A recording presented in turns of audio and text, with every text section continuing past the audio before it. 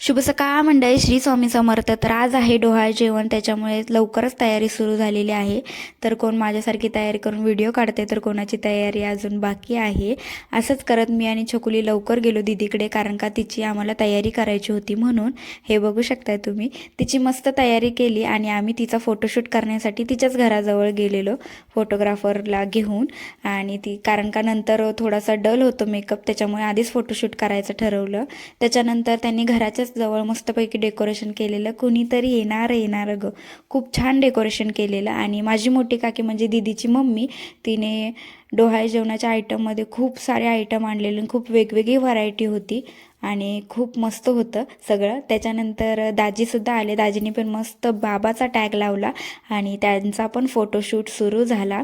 आणि बुत्तीमध्ये मेन तर मोठ्या आईने म्हणजे काकीने की 5 प्रकारचे लोणचे आणलेले, कारण का डोहाळे जेवणात डोहाळे लागतात लोणच्याचे, त्याच्यामुळे.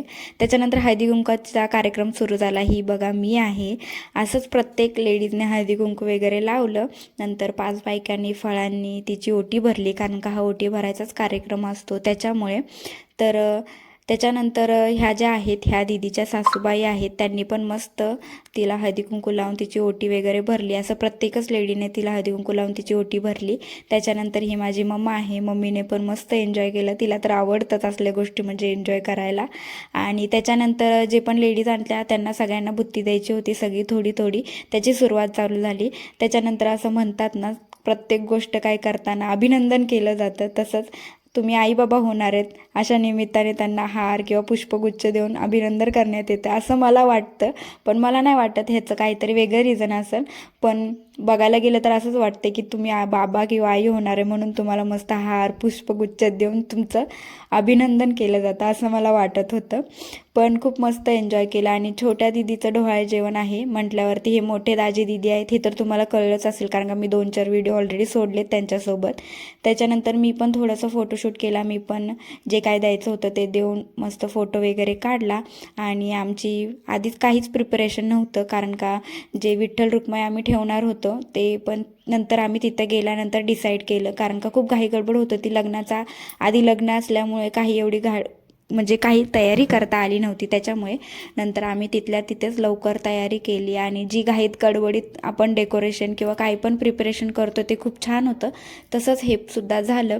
आमच्याकडे काहीच साहित्य नव्हतं. ऐन टायमावरती सगळ्यांनी हेल्प करून म्हणजे माझ्या मोठ्या बंधुराजांनी हेल्प करून सगळं अरेंज केलं.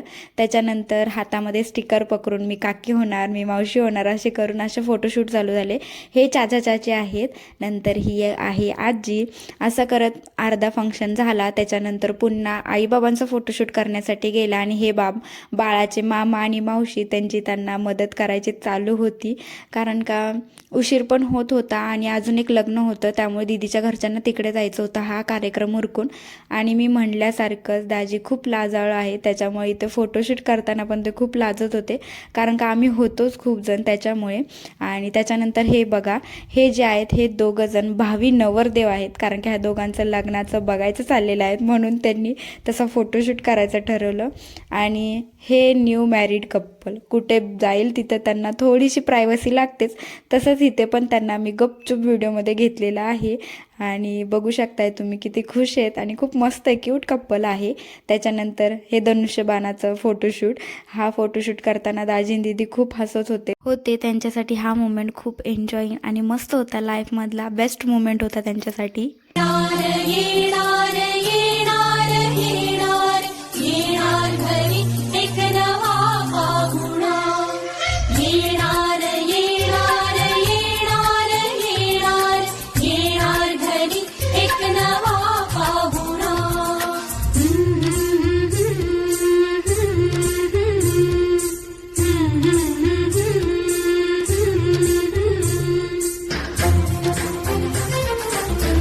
नंतर फंक्शन झाला. आम्ही मस्तपैकी जेवण केलं आणि दीदीला घेऊन घरी आलो. आणि घरी आल्यानंतर तिथल्याच बायकांना बोलवून बुत्ती सोडली आणि त्यांनासुद्धा बुत्ती दिली. ही सगळी असं ह्याला बुत्ती असं म्हणतात.